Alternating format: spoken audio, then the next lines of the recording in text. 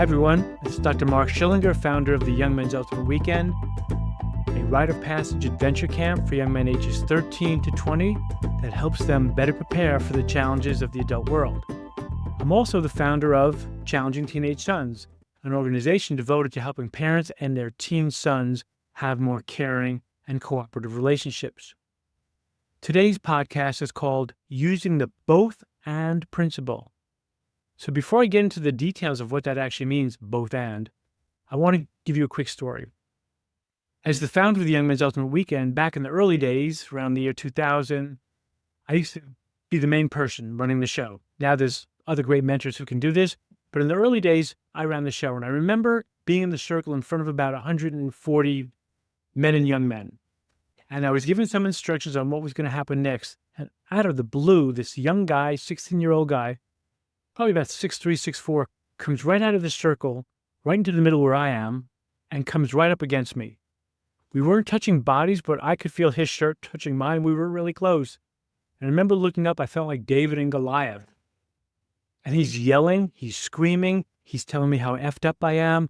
He's not going to deal with my shit. He's taking orders from nobody. And I'm really angry. Like he's stealing my show here. And I was really calm with him also. So let me share my screen here, if I may, and get you onto this slide. So I was angry and I was sad. That's both and. Two things could be true at the same time.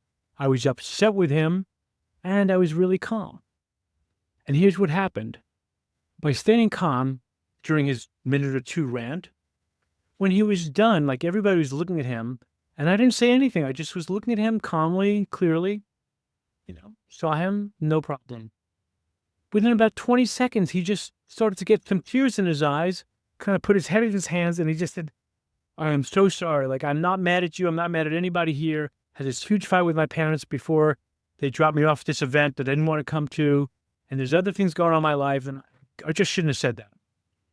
So he got accountable for his own stuff, which I didn't need. Here's what I learned from that moment. And for all Young Men's Weekends afterwards that I led to this day when I mentor young men. When I can let two things be true, like be angry and calm, and not need to do anything about that, it's amazing what will arise from that. Like I didn't know he was going to apologize. I didn't know what I was going to say, but I wasn't going to speak on the anger. I was going to wait till I was calmer, and then I'd say something. So this is really important. When you're speaking to your teen, it's really important to get that two things can be true at the same time. Your perspective and their perspective. And it's important with the teen brain because their prefrontal cortex, their executive functioning center, is not functioning fully. So a lot of times they're speaking to you and they're just trying to formulate what they mean. And then we interrupt them because we want to make them right or wrong or give a consequence or tell them something. So with both and, you want to get masterful at just letting two things be true, and you're not saying anything. You're not jumping in to fix, save, or control. You're just letting that person or your teen or your spouse or anybody say what's true for them. So just take a moment to look at this slide. There's a number of ways to say two things can be true, like it says here. You can be loyal to somebody and still feel disconnected from them. That's a both and. The beauty of both and is that something can arise that you don't know yet when you're not trying to push something. But here's when I learned this principle. When I was a teenager, I was pretty interested in spirituality, personal growth, my degrees in comparative religion, and especially Eastern philosophy.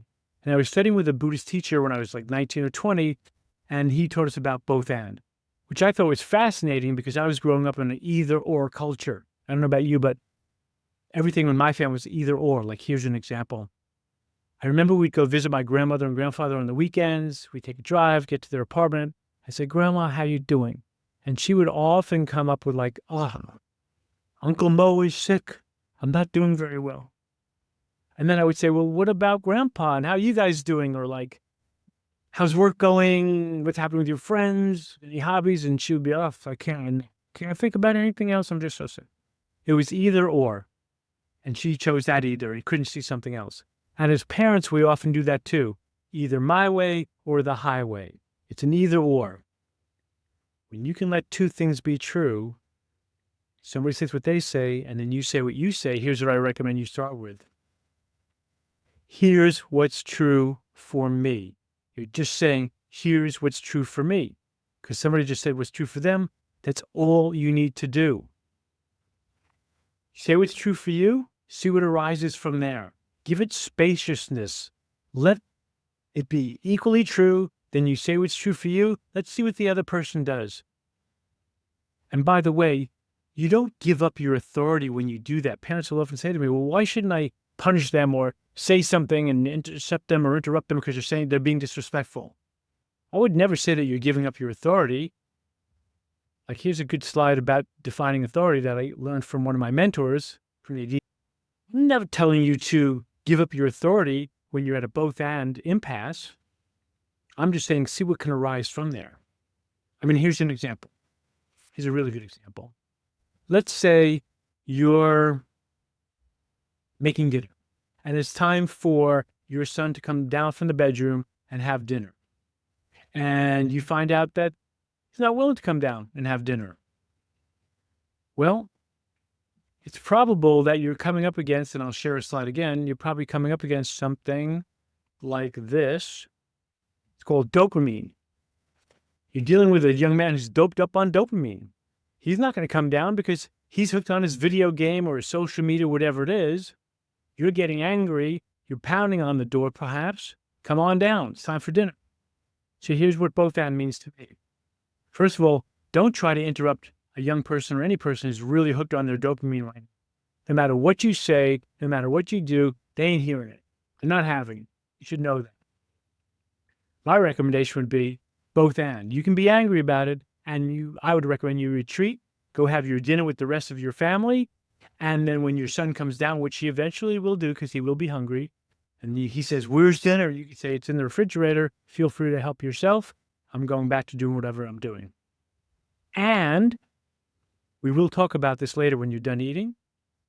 And you could say, we'll talk about it tomorrow because this. So you could be angry, and then you could be calm and say you can find some food, and you can state that there will be a discussion about this later on. You can do that. It's a really good way to parent. Really good way to parent.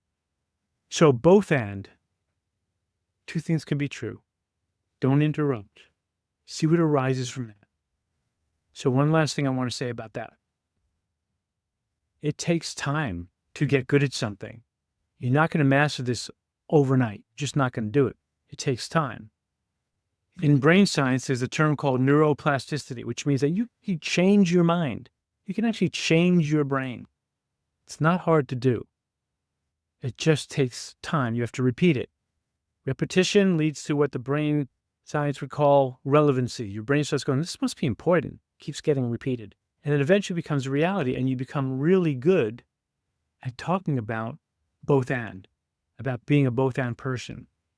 When I communicate with young men, and when I certainly communicate with parents about how to be with young men, I tell them that when you're communicating, these things should be occurring. You should be calm, clear, concise, compassionate, and certain that what you're saying is true for you.